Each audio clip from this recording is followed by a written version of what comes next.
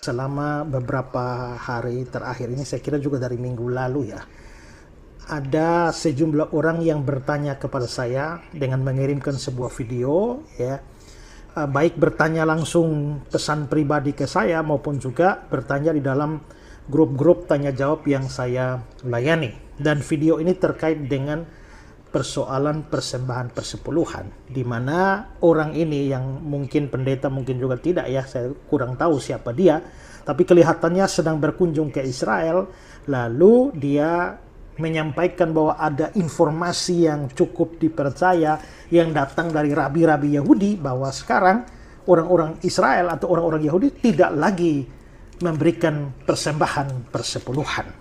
Nah, memang tentang persembahan persepuluhan ini itu sesuatu yang kontroversial. Saat ini ada banyak orang yang mengatakan bahwa persembahan persepuluhan tidak berlaku lagi.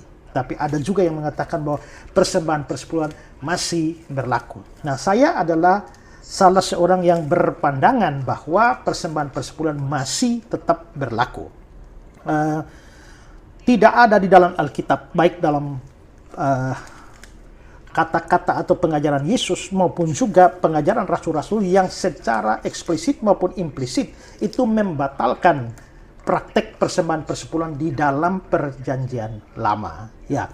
Karena kalau memang persembahan persepuluhan pernah diperintahkan dan ternyata tidak pernah ada satu ayat pun yang mencabut atau membatalkannya secara otomatis, maka persembahan persepuluhan tetap berlaku. Ya, dan ada banyak keberatan yang diberikan untuk menolak praktek persembahan persepuluhan pada masa kini.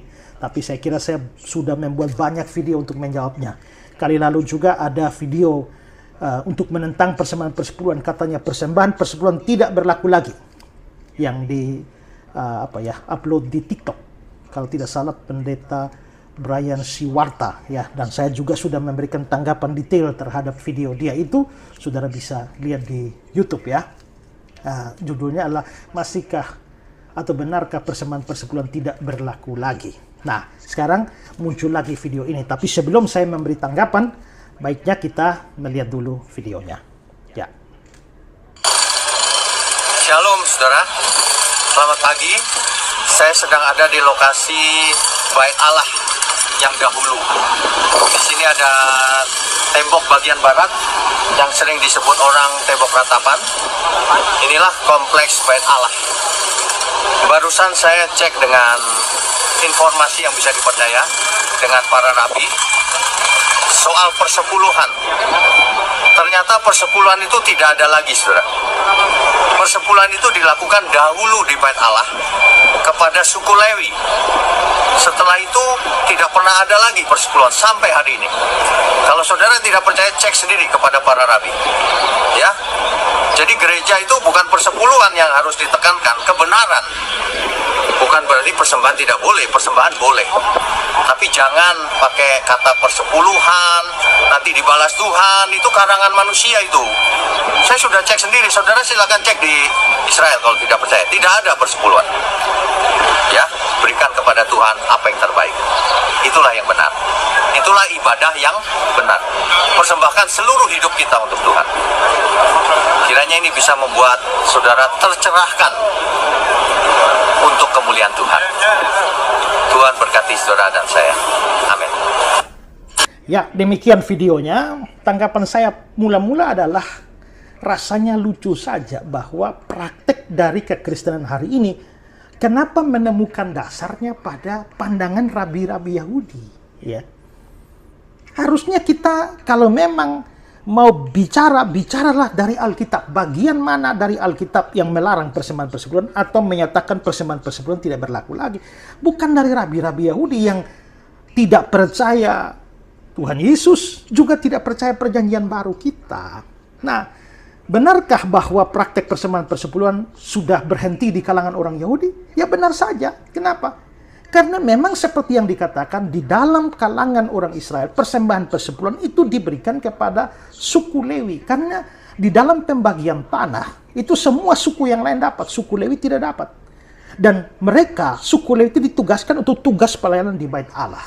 Itulah sebabnya maka mereka hidup dari persembahan persepuluhan dengan pelayanan mereka di Bait Allah, pusat peribadatan.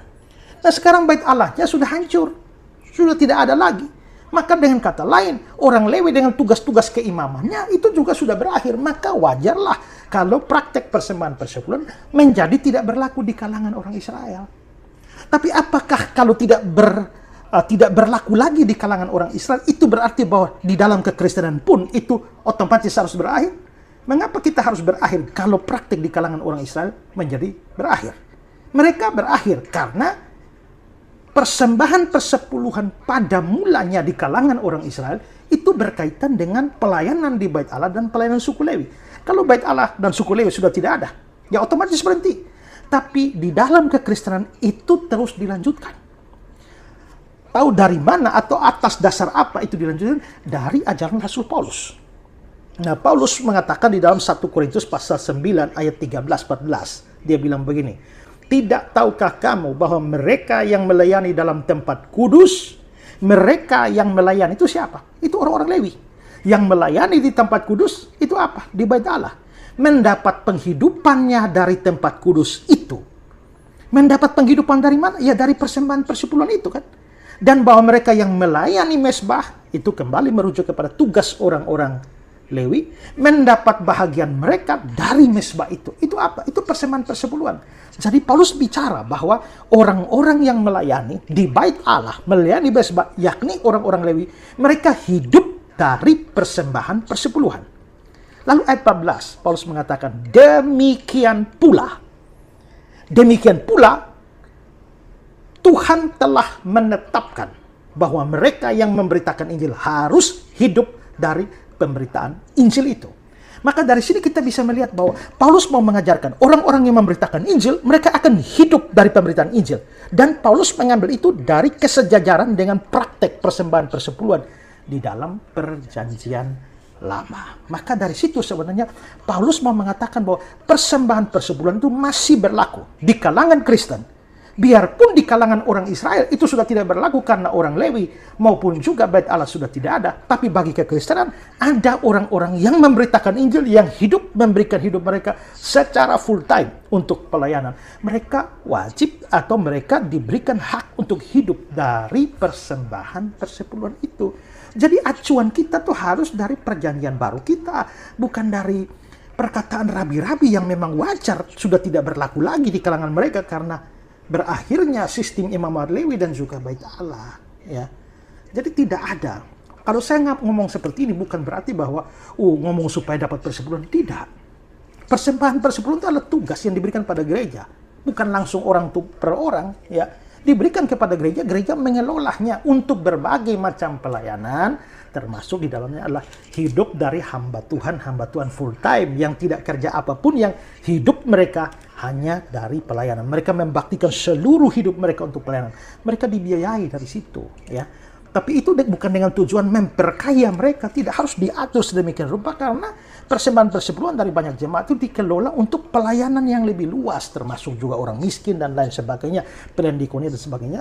Jadi tidak semata-mata untuk kehidupan pendeta. Jadi jangan berpikiran bahwa ngomong seperti ini supaya dapat persepuluhan banyak supaya kaya. Tidak. Ya, kesetiaan kita kepada Alkitab membuat kita harus mau melihat dasarnya. Jadi dasar untuk praktik persembahan persepuluhan itu harus dilihat mau dilanjutkan atau dibatalkan dari Alkitab, bukan dari kata-kata rabi-rabi Yahudi. Nah, itu tanggapan saya. Semoga tanggapan ini mencerahkan saudara-saudara. Tuhan memberkati.